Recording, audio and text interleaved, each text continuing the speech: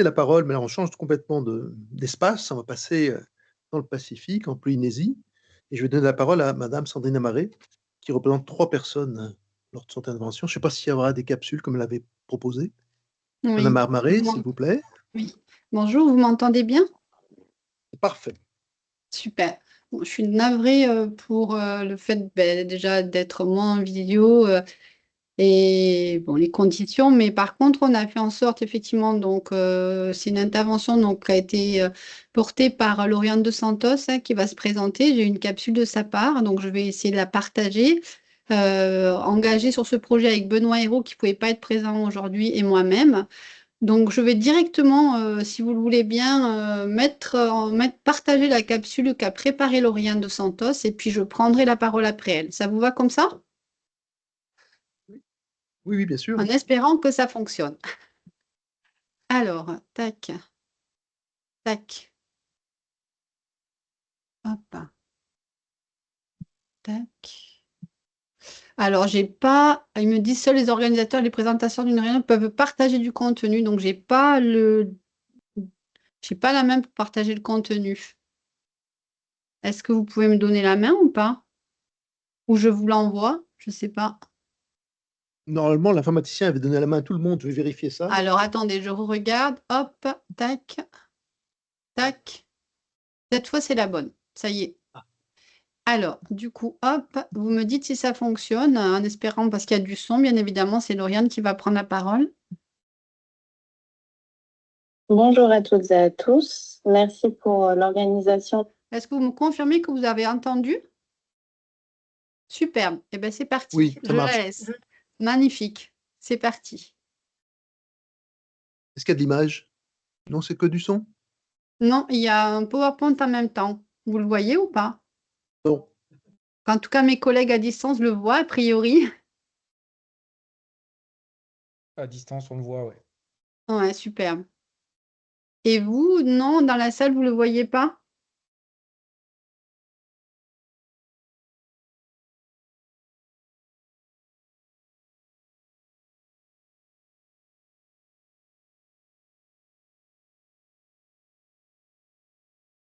Je ne sais pas si vous... Alors, moi, je vous ai plus. On ne l'a pas. On n'a pas le partage, mais c'est pas grave. Alors, est-ce qu'il y a Parce que du coup, ça fonctionnait. Là, j'ai plus de nouveau le partage et on m'a... Ah, tac. Je pense qu'il y a quelqu'un qui a la main au niveau informatique, non? Parce que j'ai perdu à nouveau le partage.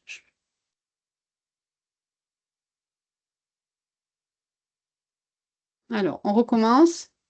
Check, check. Hop. Est-ce que là, vous avez le partage ou toujours pas? Non.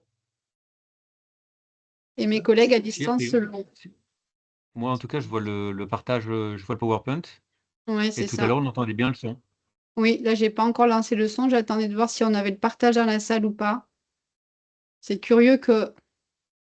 On n'a plus l'informaticien. Non. Ok, superbe. Comme il est à moins 500 mètres.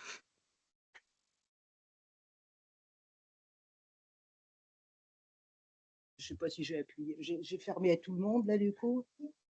Ah ben, je sais pas ce que tu as bien fait. Et qu'est-ce que ça fait, toi? Là, j'ai appuyé.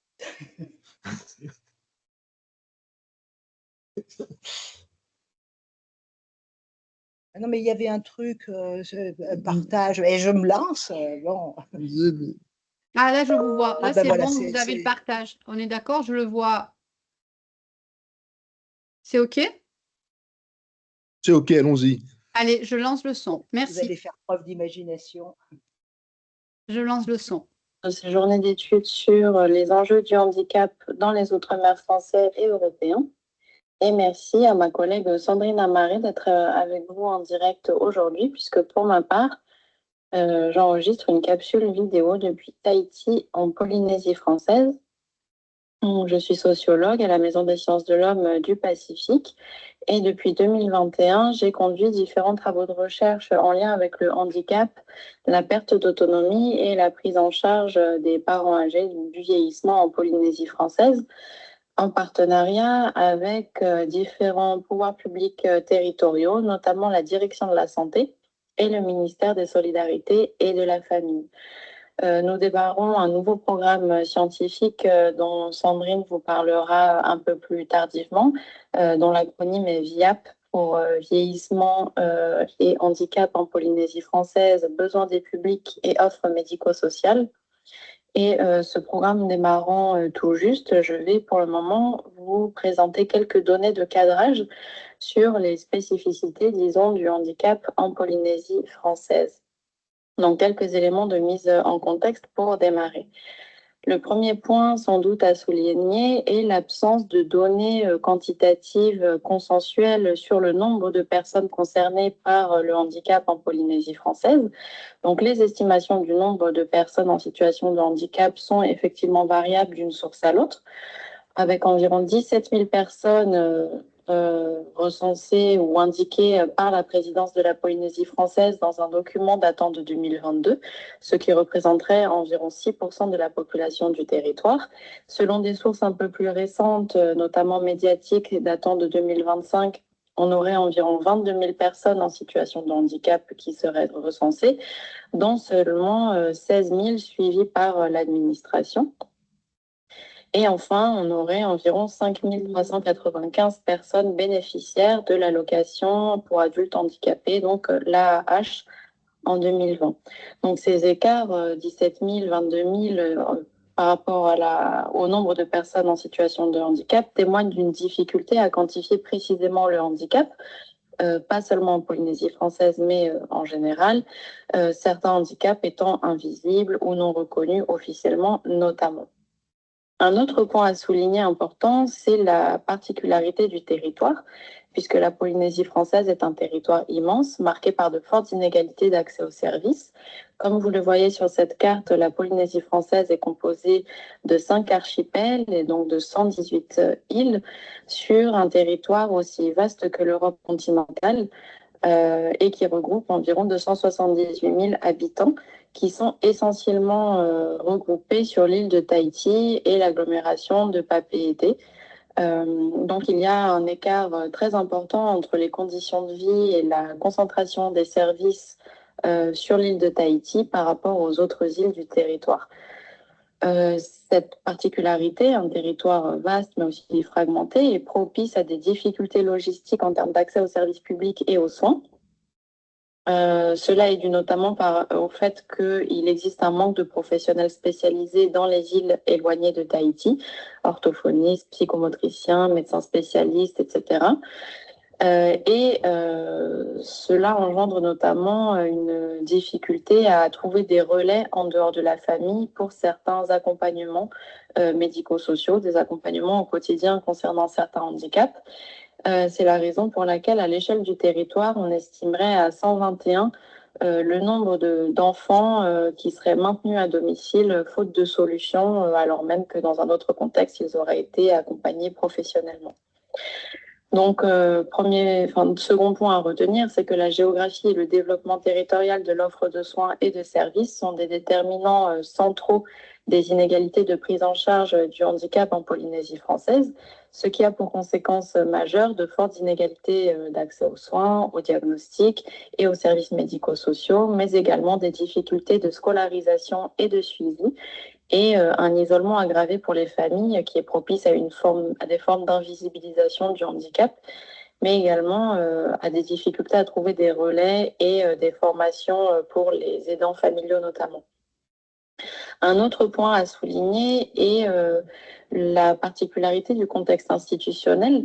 La Polynésie française est un territoire autonome au sein de la République française depuis 1984 et elle dispose de compétences qui lui sont propres en matière de politique de santé et de politique sociale.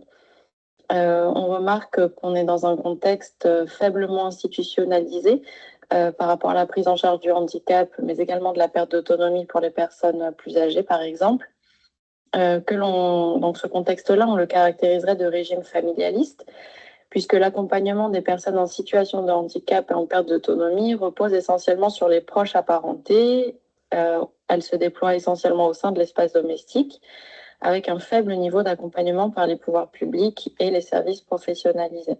Donc, c'est-à-dire qu'au quotidien, les solidarités familiales, elles sont mobilisées en premier recours pour faire face aux défis de la maladie, de la perte d'autonomie et du handicap.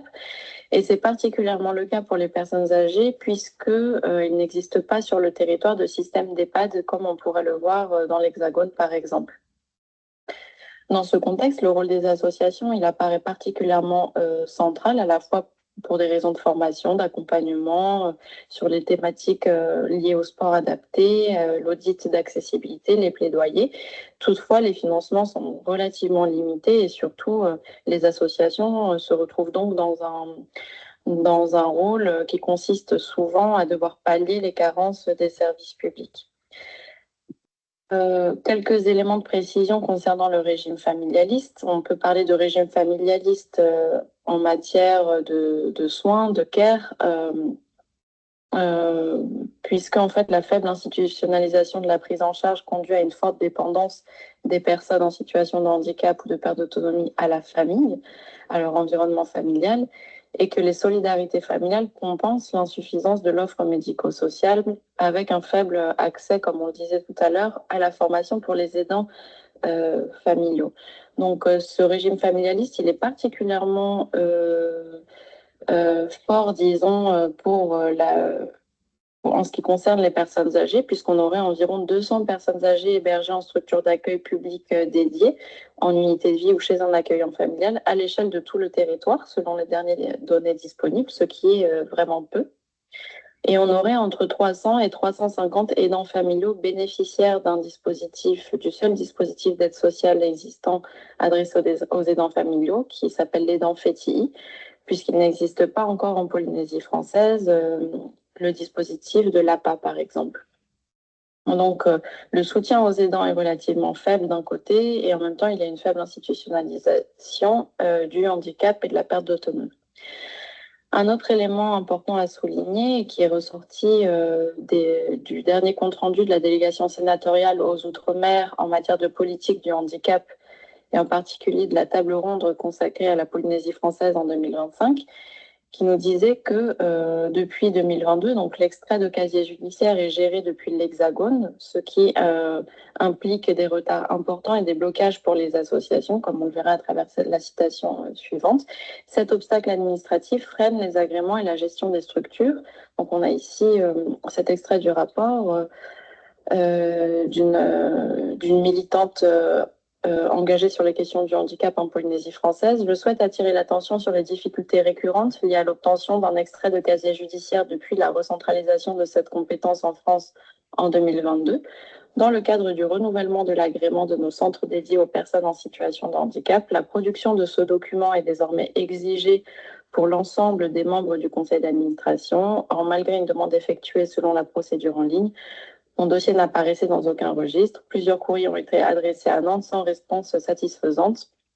Ce dysfonctionnement touche également de nombreux jeunes du territoire. Il serait donc opportun d'envisager une restitution de cette compétence sur le plan local afin de garantir la continuité administrative de nos structures. Donc on voit des difficultés liées à la coordination en fait des services entre l'Hexagone et la Polynésie française. Donc un autre enjeu important est l'invisibilisation du handicap en Polynésie française, puisqu'il existe encore des préjugés et des préjugés et des stéréotypes liés au handicap, notamment dans les îles en dehors de Tahiti. Les personnes en situation de handicap sont parfois peu visibles dans l'espace public, ce qui limite la connaissance de leurs besoins. Et cette invisibilisation est donc effectivement propice à la sous-déclaration du handicap, à sa sous-estimation statistique et à un accès réduit aux droits. Donc ça, ce sont des conclusions qui sont communes et qui ressortent à la fois d'un rapport d'enquête réalisé en 2023 et du compte-rendu donc, de la délégation sénatoriale aux Outre-mer en lien avec les politiques du handicap. Un autre élément à souligner est l'inclusion professionnelle des personnes en situation de handicap en Polynésie française, puisque, alors effectivement, l'emploi des personnes en situation de handicap est encadré actuellement par un dispositif législatif avec obligation d'emploi et un fonds d'insertion, avec également des structures d'accompagnement, ce qui constitue un socle pour l'inclusion. Pourtant, l'insertion professionnelle reste relativement faible puisque les taux d'emploi sont inférieurs aux objectifs gouvernementaux. Les obligations sont souvent contournées, en effet, et l'environnement, à la fois géographique, socio-économique, complique parfois la mise en œuvre. Les disparités territoriales compliquent l'accès à l'emploi du fait du manque d'employeurs sur certaines localités, du manque de structures d'accompagnement, de difficultés de transport et d'isolement géographique notamment.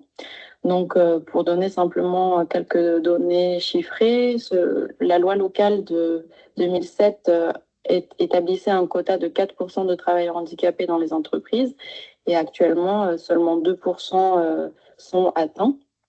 Donc, les données relatives à l'emploi, en fait, elles mettent en lumière un fort écart entre la reconnaissance du handicap et l'insertion professionnelle effective.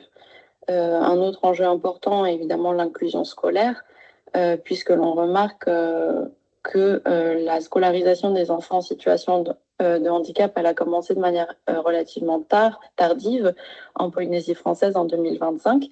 Et donc, que la dynamique d'inclusion scolaire, elle est actuellement encore fragile et inégalement répartie, avec un nombre d'ULIS de 43 par exemple, ce qui est jugé comme insuffisant, notamment à l'issue de la table ronde sur la politique du handicap organisée par le Sénat.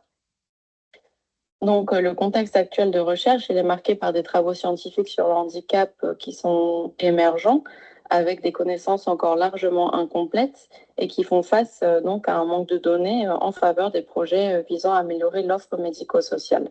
Donc, le travail de recherche collective qui est en cours et qui démarre tout juste à travers le projet VIAP, Vieillesse et Handicap en Polynésie française, besoins des publics et offres médico-sociales, vise à combler cette lacune en fournissant un état des lieux scientifique sur les enjeux sociaux liés au handicap en contexte polynésien.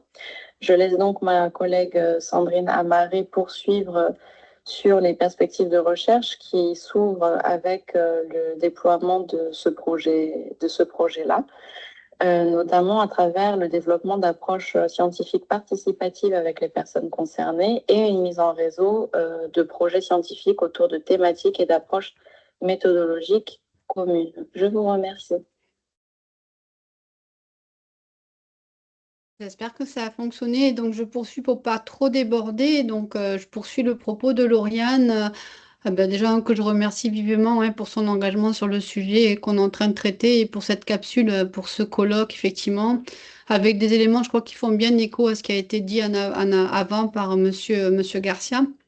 Je voulais dire que là, je prends les 3 minutes pour prolonger le propos, c'est que mon implication et les perspectives dans ce projet scientifique, et plus que mon implication, c'est l'implication d'Océlia, École des métiers de la santé et du social, dont je dépends, est effectivement sous-tendue par 3 choses, j'ai envie de dire. Elle est sous-tendue par le fait de notre expertise en matière de formation au métier du champ du social et du médico-social, puisque l'idée de la recherche, c'est que derrière, on puisse proposer des choses aussi dans le cadre des formations qui sont proposées. D'un, c'est sous-tendu par notre ancrage d'Océlia sur le territoire en Polynésie française, puisque on a un des campus qui est hébergé au sein de l'Université de Polynésie française, et notre mise en réseau de projets scientifiques autour de la thématique qui nous réunit aujourd'hui. Et enfin et surtout par notre expérience dans la conduite de projets de recherche participative, parce que comme Lauriane l'a évoqué, cette dimension de participation reste encore très peu présente en Polynésie française et pour les raisons, entre autres, qu'elle a exposées. Et donc, à partir de là, je rentre alors directement dans le cœur du sujet en faisant référence essentiellement à deux implications, 2 expertises, 2 expériences de recherche. La première, c'est notre expérience de recherche dans le cadre de la démarche citoyenne et scientifique Cap Droit, donc avec une communauté mixte de recherche qui est structurée, une démarche de recherche citoyenne sur l'exercice des droits humains des personnes vulnérabilisées par la vieillesse, la maladie et le handicap. Et dans la continuité, la deuxième, c'est notre inscription dans des dynamiques de recherche porteuses telles que le projet OVI, Ancrer l'autonomie de vie, une approche pragmatiste des droits humains, par les droits humains, ce qui a été lauréat d'un appel à projet du programme Priorité de recherche, donc PPR Autonomie, financé par l'ANR dans le cadre de France 2030, et qui est coordonné par Benoît Hérault, que j'ai évoqué tout à l'heure, lui-même engagé en tant que co-responsable scientifique de l'équipe 1 du projet VIAP.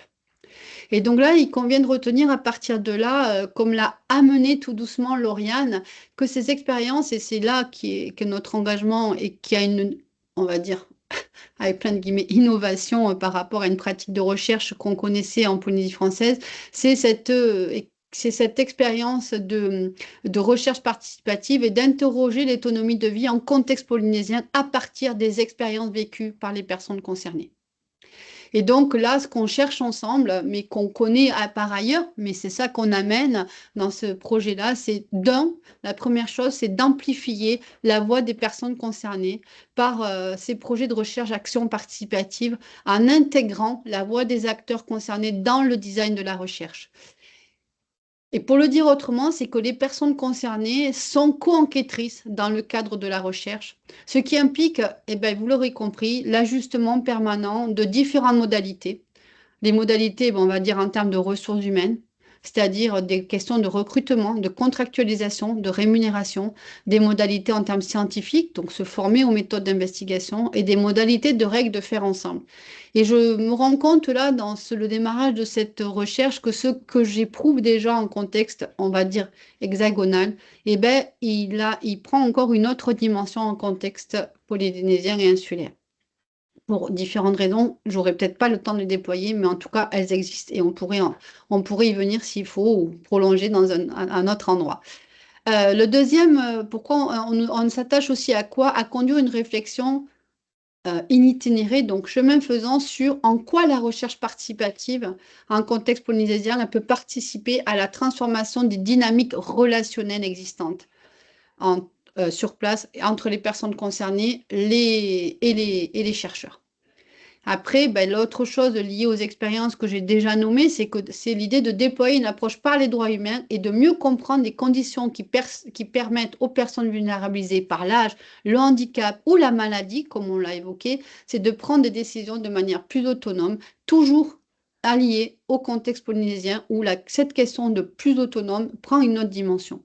Et enfin, c'est de produire des outils transférables, je l'ai dit, pour transformer les institutions, les pratiques et les pratiques de formation, puisqu'il s'agit de ça aussi. In fine, je m'arrêterai avec ça pour pas déborder encore une fois. Ce qui nous importe dans le cadre de ce projet viable, c'est la conception d'un faire ensemble, dans ce qu'on appelle, par d'autres expériences, un dialogue des savoirs. Un dialogue des savoirs où les différentes positions peuvent s'exprimer et qui constitue un point de départ dont on reconnaît le potentiel heuristique, si je m'en réfère à d'autres chercheurs. Donc, pour le dire autrement, il y a là une mise à disposition, mais derrière le terme de mise à disposition, c'est comment on se met à disposition des personnes concernées en contexte polynésien et aussi comment on leur permet on est à disposition, on leur permet de se mettre à disposition de ce travail de recherche participative qui engage non pas seulement de créer un lien de confiance, ça c'est une chose, et c'est quoi la confiance dans ce contexte-là, mais bien de compter sur les acteurs concernés qui ont un savoir, des compétences pour comprendre, avec une façon de faire qui soutient l'idée qu'il n'y a pas de vérité, soit de vérité figée, mais encore plus de vérité importée, et ni d'avenir figé. Si j'en m'en réfère à ce qui a été dit tout à l'heure, qu'est-ce qu'il en est de la suite? Je crois que c'était une question de Mehdi. Qu'est-ce qu'il en est avec peut-être cet écart de conception par rapport aux logiques inclusives? Mais tout ça aussi, vous l'aurez bien compris, c'est dans un contexte complexe, comme l'a évoqué Lauriane, par sa dimension, par son histoire, par ses us et coutumes, et ce régime familialiste qui traverse le contexte. Voilà, je pense que ne pas avoir trop débordé, je vous remercie. Merci Madame Amaré. Si on déborde, c'est pas très grave. Vraiment, pour moi, c'est pas grave. Ok. Est-ce qu'il y a des questions pour Madame Amaré sur ce sujet très intéressant? Je crois que Jean-Louis Garcia va nous quitter, si j'ai bien vu les messages. Eh bien, on va demander maintenant... Pardon? Ah?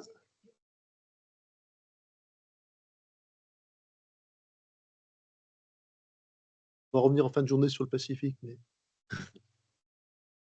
On va donner la parole à Marie Cholet-Gomez, si vous voulez bien, madame. Franck? Ah oui, pardon, j'ai pas vu qu'il y avait un Excuse-moi, doigt. il y a une question, Sébastien. Oui, tu fais bien.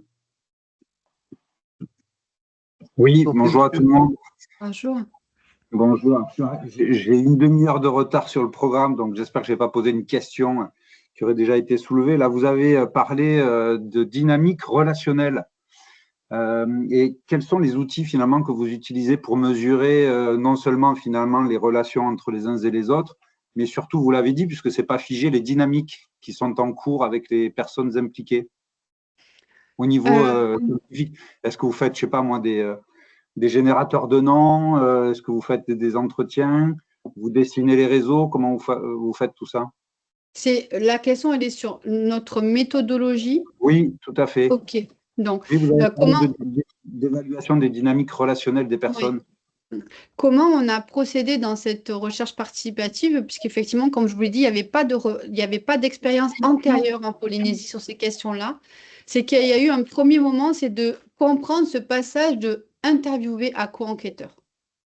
Ça a été une première dimension dans les dynamiques relationnelles. C'est tout d'un coup qu'on peut connaître par ailleurs, mais en Polynésie, alors en tout cas, voilà, je ne veux pas généraliser, mais il y a des rapports de hiérarchie qui se traduisent un peu différemment, des rapports de statut et des rapports ce qu'on appelle la gêne en Polynésie aussi. Il y a des choses quand on arrive dans des dimensions plus intimes. Et donc, on a pris beaucoup de temps dans ce qu'on appellera davantage une dimension focus group, où on a travaillé ces dimensions-là. On a fait aussi tout un pan qu'on appelle de formation autour de c'est quoi la recherche participative, etc.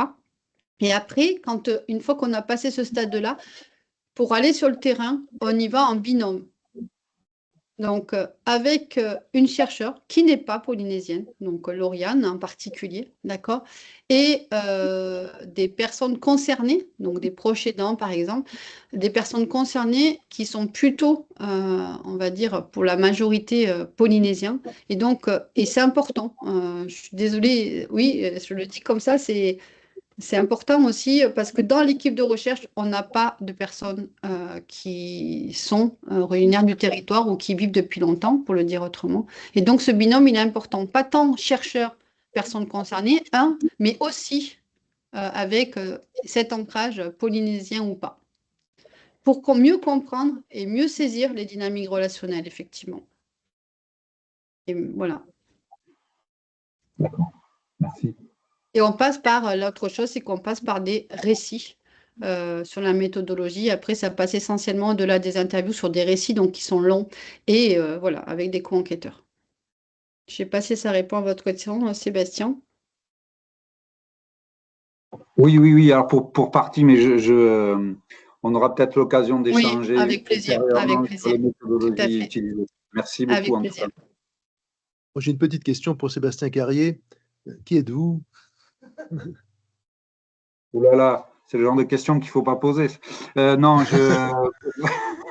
j'essaye d'avoir un peu d'humour. Non, concrètement, je travaille pour INKIPIT, qui est l'ancien Institut Saint-Simon à Toulouse. Je ne sais pas si vous connaissez. Il se trouve que nous travaillons, Mehdi et moi, notamment sur un projet, mais peut-être en a-t-il parlé tout à l'heure, sur le Tarn. En fait, on essaye de mettre en place depuis quelques temps maintenant, et je pense qu'on y arrive plutôt pas mal, une enquête, donc une recherche-action collaborative. Alors nous, on utilise plutôt cet acronyme-là, pour mesurer les dynamiques spatiales en fait du fait de la désinstitutionnalisation ou des politiques inclusives qui sont en cours. Alors en Espagne, au Canada et aussi en France. Et on s'intéresse aussi également aux dynamiques relationnelles avec Michel Grossetti et Audrey Paron. Voilà. Ah, vous travaillez avec Audrey, super. Ah, mais Tout à du coup, fait. c'était eu par mail, effectivement, je crois. Voilà. Ok. Merci beaucoup. Merci. Oui, je pense que dans ce milieu est assez petit. On va donner la parole à Marie Cholet-Gomez maintenant. Bonjour à tous. Ah non, il y a Alors, une autre question, pardon. Excusez-moi, on va prendre un peu de retard. C'est pas grave. On va écouter il y a une question de Dylan Rivière. Oui, bonjour à tous. Merci beaucoup pour cette présentation. J'avais une question rapide à vous poser sur la méthodologie. Je voulais savoir en quoi le fait d'inviter des personnes polynésiennes comme co-enquêtrices, enquêteurs, transforme en fait les rapports de pouvoir, d'autorité, de production de savoir dans votre démarche de recherche. Du coup, c'est pas tant, en fait, dans les critères, il n'y a pas, il faut être polynésien, hein. Pas du tout voilà, que ça soit clair. Par contre, c'est des personnes qui, effectivement, puisqu'on est sur les expériences vécues, C'est des expériences vécues en Polynésie, donc c'est avec des gens effectivement qui sont plutôt, qui ont une histoire en Polynésie aussi. Donc voilà. Après, dans les questions de rapport, c'est pas parce que des questions de rapport hiérarchie, tout ça, c'est pas la question de parce qu'on est polynésien ou on l'est pas. Là, c'est de manière générale où ces questions-là, on essaye de ce qu'on dit dans notre démarche participative, c'est de réduire les asymétries. Et donc, en faisant, avec toute cette question de on devient co-enquêteur et tout ce qui va avec dans la question du co-enquêteur, on pense qu'on agit à cet endroit-là.